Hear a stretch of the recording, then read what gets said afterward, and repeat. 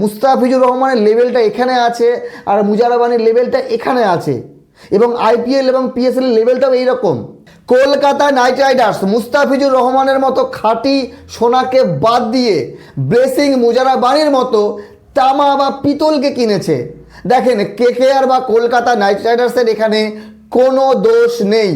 মুস্তাফিজুর রহমান এখন আইপিএল খেলতো এবং মুজারাবানি এখন পিএসএল খেলতো, যেটা হওয়ার কথা, কিন্তু হয়েছে উল্টোটা। মুস্তাফিজুর রহমানকে একরকম কেকেআর রিলিজ করতে বাধ্য হয়। কেন বাধ্য হয়েছিল বা কি, সেটা আলাদা বৃত্তান্ত, সেটা এই ভিডিওতে আলোচনা করে লাভ নেই, আপনারা সবাই জানেন। তো মুস্তাফিজুর রহমান ফাঁকা ছিল, পিএসএল খেলছে। যদি মুস্তাফিজুর রহমান আইপিএল খেলতো, পিএসএল খেলতো না, ব্যাস। কিন্তু মুস্তাফিজুর রহমানের জায়গায় মুজারাবানি যেহেতু কেকেআরে এসছে, তো তুলনা তো হবেই। দেখেন, মুস্তাফিজুর রহমান এবং মুজারাবানির কোনো জায়গায় তুলনা হয় না। মুজারাবানি ইয়ং ট্যালেন্ট, আইপিএলে তেমন বড় এক্সপিরিয়েন্স নেই, কিন্তু এবারের বিশ্বকাপে ভালো বল করেছে। তার বেসেই কেকেআর মুজারাবানিকে কিনেছে এবং পিএসএল ছেড়ে আইপিএল খেলছে মুজারাবানি। আজকে 3 ওভার কমপ্লিট করেছে, 4 ওভার তাকে দেওয়া হয়নি, কারণ কেকেআর বোলাররা বেদম মার খেয়েছে। 220 রান মুম্বাই ইন্ডিয়ান্স চেস করে নিয়েছে। এইবার আসেন মুস্তাফিজুর রহমান।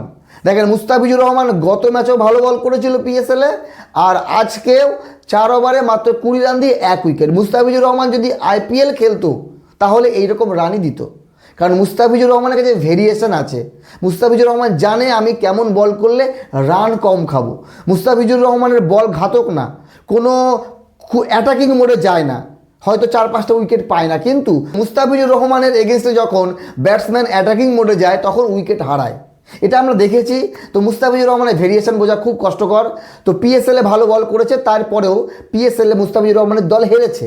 তো এইবার যদি বলি আইপিএলে কেকেআরের যে এবারের বোলিং অ্যাটাক, দেখেন, আমরা সবাই জানি মাথিসা পাতিরানার একটু ইস্যু হয়েছিল, ফিটনেস প্রবলেম ছিল, সেই জন্য শ্রীলঙ্কান ক্রিকেট বোর্ড ছাড়পত্র দেয়নি আইপিএল খেলার, কিন্তু শেষ পর্যন্ত দিয়েছে। এখনও পর্যন্ত পুরোপুরি সুস্থ না পাতিরানা যে আজকে খেলবে। তারপরে সবথেকে বড় দুঃখ সংবাদ হচ্ছে গিয়ে হর্ষিত রানা কেকেআরের হয়ে খেলতেই পারবে না, এতটা তিনি চোটে। বিশ্বকাপে ইন্ডিয়ার হয়ে খেলতে পারেনি, সেই জন্য মোহাম্মদ সিরাজ জায়গা পেয়েছে, আমরা সবাই জানি। তো এইবার কথা হলো যে কেকেআর যে বোলিং লাইন আপ তারা তৈরি করেছিল, মুস্তাফিজুর রহমান, মাথিসা পাতিরানা, বৈভব আরোরা, হর্ষিত রানা যথেষ্ট ভালো ছিল, কিন্তু তার মধ্যে 3 জন বোলারই নেই কেকেআরে। তো একটু তো প্রেশার আসবেই। এইবার তাদের জায়গায় যদি এই ব্লেসিং মুজারাবানি, বৈভব আরোরা এবং কার্তিক ত্যাগীকে দিয়ে খেলানো হয় তাহলে রেজাল্ট এইরকমই আসবে। বাকি আপনাদের মতামত জানাবেন, সবার আলাদা আলাদা ওপিনিয়ন থাকতেই পারে, কিন্তু মুস্তাফিজুর রহমান এবং মুজারাবানির কোনোভাবেই তুলনা হয় না। যারা করছে একদম ভুল করছে। মুস্তাফিজুর রহমানের লেভেলটা এখানে আছে আর মুজারাবানির লেভেলটা এখানে আছে, এবং আইপিএল এবং পিএসএল এর লেভেলটাও এইরকম।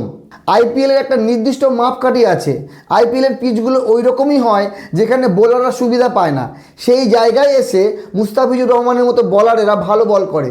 দেখেছেন, শার্দুল ঠাকুর আজকে ভালো বল করেছে, 3 উইকেট নিয়েছিল। যদি আইপিএলের পিচে এই মুজারাবানি এবং মুস্তাফিজুর রহমান একসাথেই বল করতো আলাদা টিমে, তাহলে তুলনা করা যেত। যেমনটা আমরা 2024-এ মিচেল স্টার্কের সঙ্গে তুলনা করেছিলাম মুস্তাফিজুর রহমানের। মুস্তাফিজুর রহমান অনেকটা এগিয়ে ছিল যখন মুস্তাফিজুর রহমান চেন্নাইয়ের হয়ে বল করেছিল। তো এইরকমই বিষয় আপনাদের মতামত জানাতে পারেন। মুস্তাফিজুর রহমান এবং মুজারাবানির তুলনা হয় না, দুজনেই আলাদা বোলার, আলাদা দেশের হয়ে খেলে, কিন্তু মুস্তাফিজুর রহমান কেকেআরের জন্য বেস্ট অপশান ছিল, যেটা এখন নেই। কিছু করার নেই, এখন পস্তানো ছাড়া কোনো উপায় নেই কেকেআরের। ভালো থাকবেন সবাই, ধন্যবাদ।